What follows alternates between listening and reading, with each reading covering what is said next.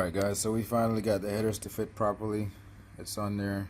They're not bolted on yet though, but it's on there for right now. The rest of the exhaust is put together. It's not as loosely on right now.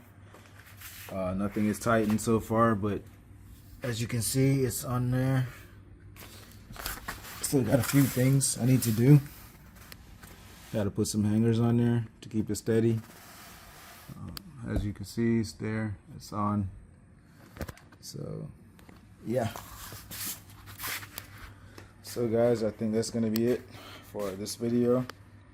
And we'll catch you guys in the next one. Thank you for watching.